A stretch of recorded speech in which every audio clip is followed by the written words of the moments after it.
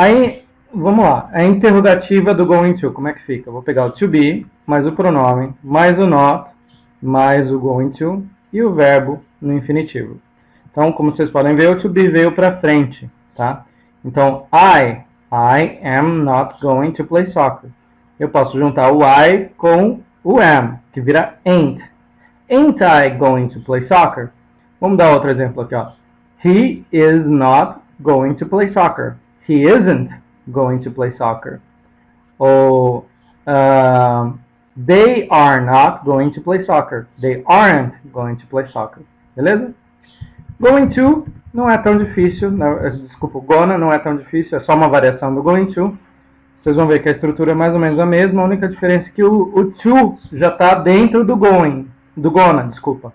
Então, esse going to que a gente tem aqui, que a gente está vendo como going to, ele se contrai para gonna, ok?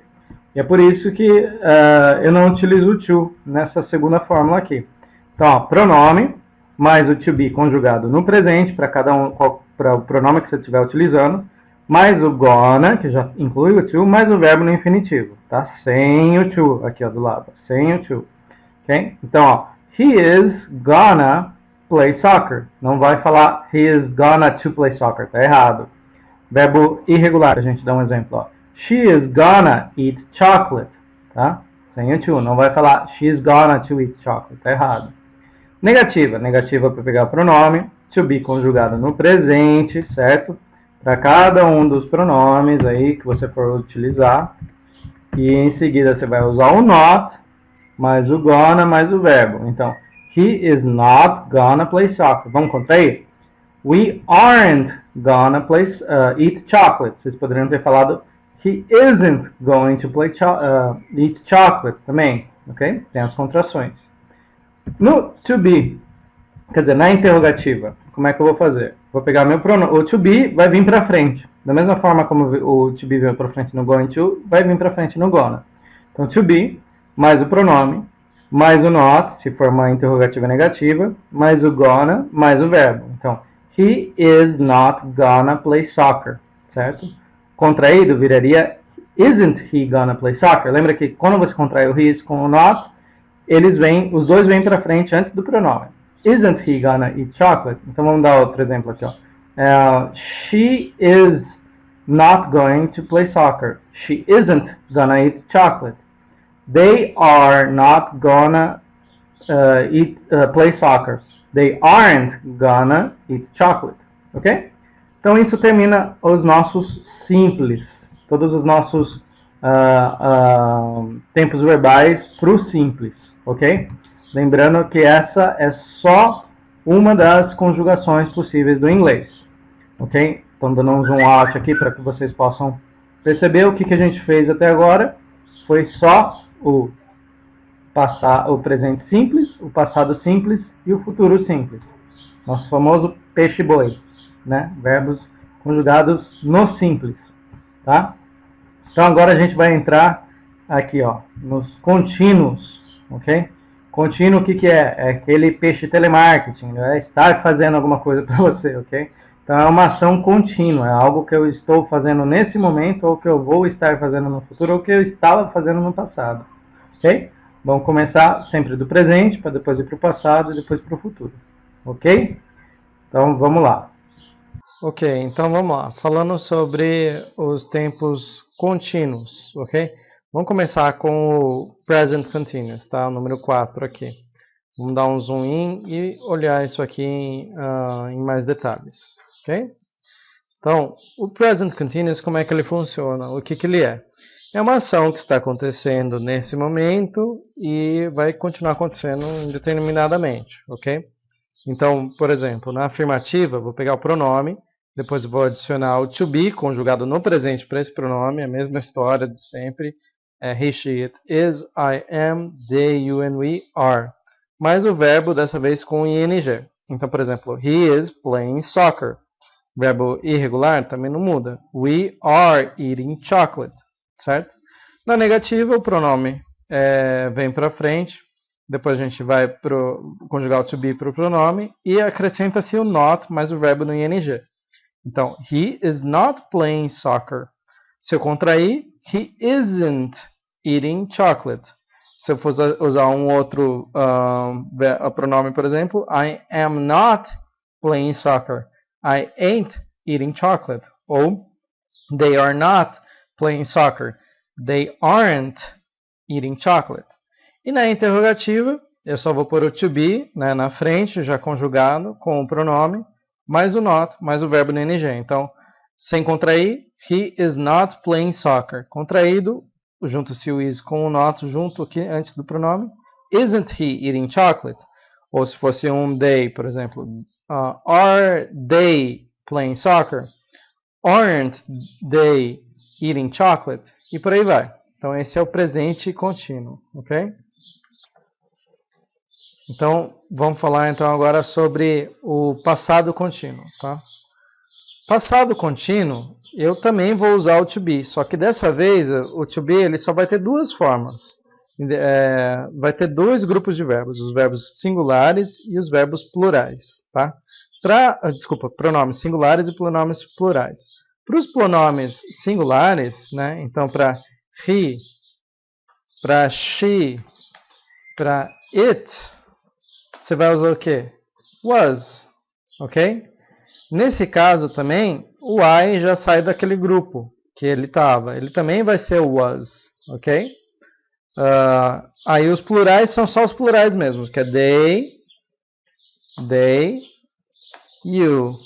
E we vão ser todos were, ok? Então, como é que ficaria isso? Pronome, o to be conjugado no singular ou no plural, de acordo com o pronome que você usou, mais o verbo no ing. Então, he was playing soccer, verbo regular. They were eating chocolate, verbo irregular. Tá vendo que por ser regular e irregular não muda aqui. Na negativa, como é que fica? Pronome, mais o to be conjugado no passado, que ou vai ser no singular was ou no plural were, mais o not, acrescente-se o not depois, mais o verbo no ing. Então, he was not playing soccer. Poderia ser she was not playing soccer. Ou se fosse um plural, they were not playing soccer. Aqui, ó, na contração, they weren't eating chocolate. Ou he wasn't playing soccer. Ok? E depois, por fim, a gente tem a interrogativa. Na interrogativa, como é que vai ficar? A gente vai pegar o was, ou were, né, que é o to be conjugado, vou jogar para o começo, depois o pronome, mais o not, se for uma interrogativa negativa, mais o verbo no ing. Então, por exemplo, was he not playing soccer? Contraído, esse was com o not viram wasn't, e vem antes do pronome.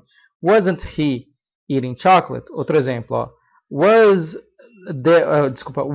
né, que é o they, were they not playing soccer? Weren't they eating chocolate? E por aí vai, ok? Então esse é o presente simple, o simple past continuous. Aí a gente tem o future continuous, tá?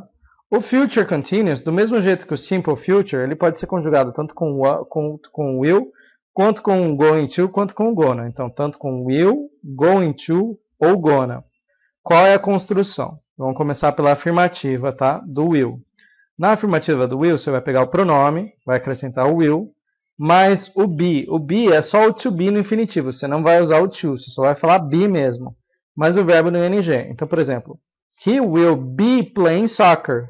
Se fosse she will be playing soccer. Não importa o pronome aqui. They will be playing soccer. We will be playing soccer. Não importa o pronome, sempre vai ser will be. Tá vendo? Ó, eu dei um outro exemplo aqui com o verbo irregular eat, né? Então, they will be eating chocolate. Okay? Na negativa, eu só vou acrescentar o not antes do be. Tá? Então, pronome mais will mais not mais be mais verbo no ing. Então, we will not, se acrescenta o be, playing soccer. Contraído, will mais not vira won't. He won't be eating chocolate. Aí a gente tem na interrogativa. Interrogativa, o auxiliar sempre vem na frente. Nesse caso, o auxiliar é will. Então, vem aqui o will, mais o pronome, mais o not, mais o be, mais o verbo no ing. Então, will he not be playing soccer? Contraído, isso vira won't he be eating chocolate? Ok? Aí eu dou alguns exemplos aqui do lado com o gonna e o going to, porque eles também podem ser usados e têm o mesmo sentido do simples, no futuro simples. Então, para o going to, você vai pegar o pronome, mais o to be, mais o going to, você vai falar be de novo, só be, tá? Mais o verbo no ing. Esse primeiro to be você tem que conjugar ele, tá? Você vai conjugar ele no presente, com aquela conjugação que eu já tinha falado, né? De I am, you are, he is, she is, they are, né? We are, you are. Então, conjuga-se essa primeira parte. Então, ó, he is going to, aí você fala só be, playing soccer. He, na negativa, ó, he is not going to be playing soccer, na interrogativa, com algumas contrações. Isn't he going to be playing soccer? Ok? Todos com verbos regulares. Olha com o gonna eu estou usando todos os verbos irregulares aqui. Então, ó, pronome mais gonna, o going to já tá, o to já está dentro do gonna, né? Então não precisa de to, só gonna. Be mais o verbo no ing. He is gonna be eating chocolate. Afirmativa. Negativa. He isn't gonna be eating chocolate. Interrogativa. Isn't he gonna be eating chocolate? Ok? Então, isso termina os nossos peixes telemarketing. Né? Lembrando aqui do lado, a gente tem o peixe telemarketing. Eu já falei do peixe boi. Agora eu acabei de terminar o peixe telemarketing. O próximo que a gente vai falar, então, vai ser sobre os perfeitos. Os perfeitos eu chamo eles de peixe Raimundo, que são os complicados e perfeitinhos. A gente vai começar pelo present perfect, depois o past perfect, depois o future perfect. Ok? Ok, então vamos falar sobre os perfeitos. Os perfeitos, antes de começar a falar sobre eles, vamos falar sobre os verbos irregulares, tá? Eu tenho um outro arquivo aqui que eu também posso estar mandando para vocês, que são os verbos irregulares mais utilizados. Nesse arquivo, vocês conseguem ver aqui que você tem o verbo no infinitivo, né?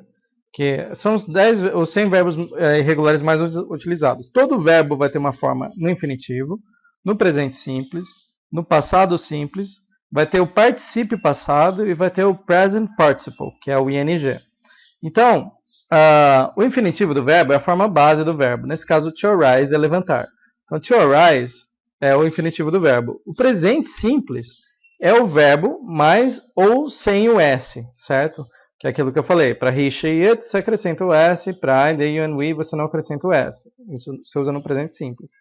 Todo verbo irregular vai mudar a forma no passado simples. Então, não vai ser só ed ou de ou alguma coisa assim. Vai mudar mesmo, você tem que memorizar. Então, nesse caso aqui é rose. Tá? Se fosse play, aqui seria to play, play ou plays, e aqui seria played, é só acrescentar um ed. E todo verbo tem uma terceira conjugação também, chamada past participle. Esse past participle é o que a gente vai estar usando nesses perfeitos, nos tempos perfeitos. No caso dos verbos irregulares, várias vezes eles mudam, né, completamente. Além de mudar no passado simples, também se muda no past participle. Nesse caso, vira arisen. Se a gente usar play, né, de novo, não muda tanto. É um verbo regular, então, to play, play ou plays, played e played também no participio passado. Ou seja, um verbo regular, tanto o passado simples quanto o participio passado vão ser alguma forma de ed, ied ou de. Okay? E por fim a gente tem o present participle, que é nada mais do que o verbo com uma terminação em ing, que é o que a gente utilizou no peixe telemarketing. Ok? Então, explicado isso, vamos lá. Eu vou estar utilizando só essa coluna aqui do past participle, tá? Só esses verbos aqui, ó, só essas conjugações aqui, né, em todos os exemplos que eu vou estar dando agora. Ok? Então vamos lá, voltando aqui. O que a gente tem? A gente tem de início o present perfect. Vamos dar um zoom in aqui no present perfect para ver como é que funciona. O que é o present perfect? Present perfect é uma ação que aconteceu num passado indeterminado, tá? Mas que está acontecendo até agora, até o momento presente. Okay? Então, como é que eu vou fazer na afirmativa? Na afirmativa, eu vou pegar o pronome, eu vou utilizar o has ou o have. O has eu vou usar para os pronomes singulares, ou seja, para aqueles mesmos que a gente já falou. He, she, it, tá? Eu vou usar o has. Para I, que aqui volta a ser um coringa, eu vou usar o have. apesar dele ser